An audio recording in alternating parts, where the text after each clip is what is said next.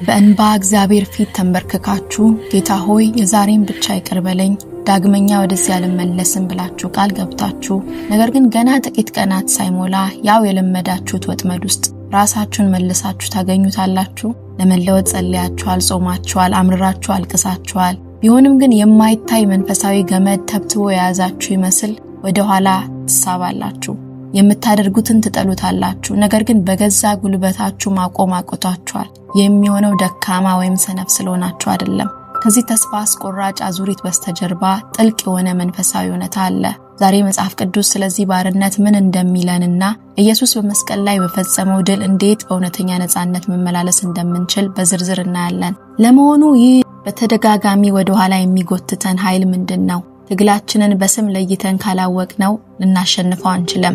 እዚህ ጋር የምናወራው ስለ አንድ ጊዜ ስህተት ሳይሆን አቆሚያለሁ ብላችሁ ቃል ከገባችሁ በኋላ በተደጋጋሚ ስለምትመለሱበት ልማድ ወይም ፐርሲስታንት ሲን ነው። መጽሐፍ ቅዱስ ይህንን ሁኔታ ለመግለጽ እጅግ ጥልቅ የሆኑ ምስሎችን ይጠቀማል። ለምሳሌ የኃጢአት ባሪያ መሆን ማለት ምርጫችሁ በሌላ ኃይል ቁጥጥር ስር መውደቁን ያሳያል። ተብትቦ የሚይዝ ኃጢአት። ይህ በዕብራውያን 12 ላይ የሚከበን ተብሎ የተተረጎመው ኃጢአት ልክ እንደ አረም ወይም እንደ ወጥመድ ገመድ በሄዳችሁበት ቁጥር እግራችሁን እየጠለፈ የሚጥላችሁ ልማድ ነው።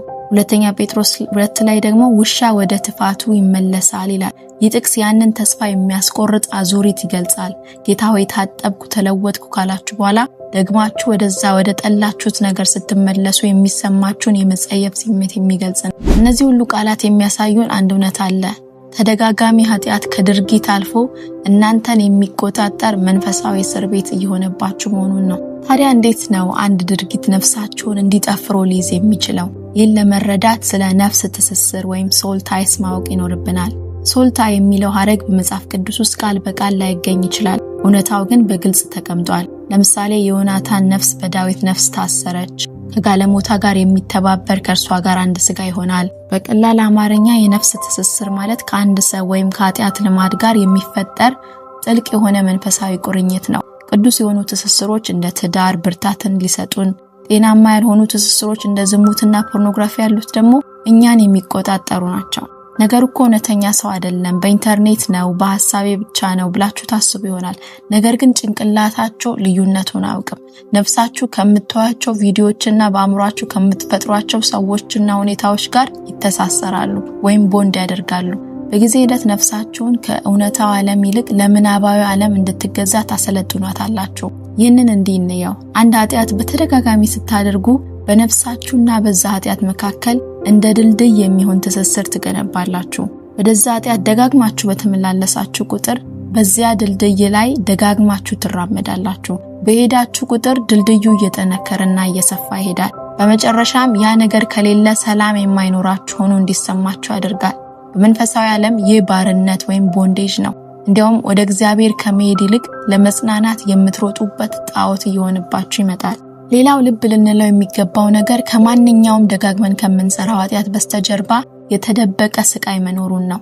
ከውስጥ ህመማችን ለማምለጥ ስንሞክር ኃጢአት የምንጠቀመው የስቃይ ማስታገሻ ይሆናል። ይህን አስመልክቶ ዶክተር ኤድ ዌልች ሲናገር ሱሶቻችን በድንገት የሚከሰቱ አይደሉም፣ ከፍርሃታችን፣ ከውርደታችን እና ከተስፋ መቁረጥ ታሪኮቻችን ጋር የተቆራኙ ናቸው።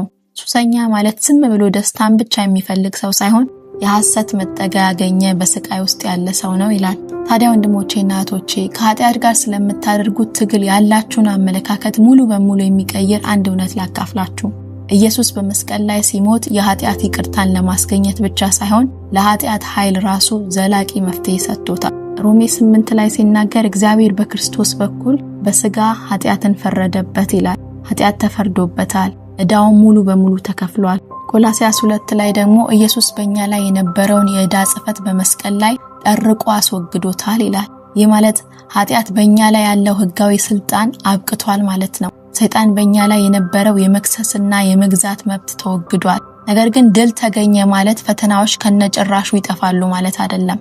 ኃጢአት በክርስቶስ ሙሉ በሙሉ ቢሸነፍም ልክ እንደ ሽምቅ ተዋጊ ኃይል መንቀሳቀሱን ይቀጥላል። ስልጣኑ ቢገፈፍም እንኳን አሁንም ሁከትና ረብሻ ለመፍጠር ይሞክራል።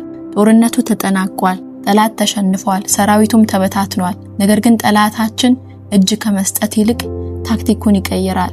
በማታለል በድንገተኛ ጥቃትና ጭንቀትን በመዝራት አሁንም በቁጥጥሩ ስር እንደሆናችሁ እንዲሰማችሁ ለማድረግ ይሞክራል። ስልጣን የለውም፣ አይገዛችሁም፣ ነገር ግን ሰላማችሁን ለማደፍረስ ይረብሻል። ባለቤት አይደለም፣ የናንተ ጌታ አይደለም፣ ነገር ግን ያለ ህጋዊ ፍቃድ ቦታ ለመያዝ ይሞክራል። ጦርነቱ ቀድሞኑ መሸነፉን ካላወቃችሁ ጠላት ጥቃቶችን ሲሰነዝርባችሁ እየተሸነፍኩ ነው ብላችሁ ልታስቡ ትችላላችሁ። እውነታው ግን እነዚህ ጥቃቶች የሚያሳዩት ጠላታችሁ ምን ያህል ተስፋ እንደቆረጠ ብቻ ነው። ብዙ ክርስቲያኖች በአንድ አይነት ኃጢአት ውስጥ ደጋግመው የሚወድቁት እግዚአብሔርን ስለማይወዱ ወይም ስላልጸለዩ ስላልጾሙ አይደለም። የአብዛኞቻችን ችግር ነው። ጌታ ሆይ ይህን ፍላጎት አስወግድልኝ ብለን እንጸልይና ነፃነት እስኪሰማን ድረስ ዝም ብለን እንጠብቃለን። የተለየ ስሜት እስኪሰማን እንጠብቃለን። ፈተናው እስኪጠፋ እንጠብቃለን። በውስጣችን የሆነ ለውጥ እስኪመጣ እንጠብቃለን። ነገር ግን መጽሐፍ ቅዱስ እንዲህ አይነት መጠባበቅን አያስተምረንም። ሮሜ 8 ላይ በመንፈስ የሥጋን ሥራ ብትገድሉ በሕይወት ትኖራላችሁ ይላል። ኃይሉን እግዚአብሔር በመንፈስ ቅዱስ በኩል ይሰጠናል። እኛ ግን በእምነት እርምጃ እንድንወስድ ተጠርተናል። ቴዎሎጂያን ጄሪ ብሪጅ ሲናገር እኛ በክርስቶስ ካለን የትኛውን ፈተና ኃጢአት እንድንሰራ አያስገድደንም። ኃጢአት የምንሰራው አቅም አጥተን ሳይሆን ላለመታዘዝ ስለመረጥን ነው ይላል። የንግግር ሊያም ይችላል፣ ግን ደግሞ ትልቅ ተስፋ አለው። ምክንያቱም በኃጢአት መውደቅ ምርጫ ከሆነ መታዘዝም እውነተኛ ምርጫ ነው። የክርስቲያን ሕይወት ድል እስክናገኝ ድረስ ስራ ፈቶ የመጠበቅ ሕይወት አይደለም፣ የተግባር ሕይወት ነው። የኛ ሚና የአጋርነት ነው። እግዚአብሔር ኃይሉን ይሰጠናል፣ መንፈስ ቅዱስን በውስጣችን ያኖራል። እኛ ደግሞ በዚህ ኃይል ላይ ቆመን መታዘዝን እንመርጣለን።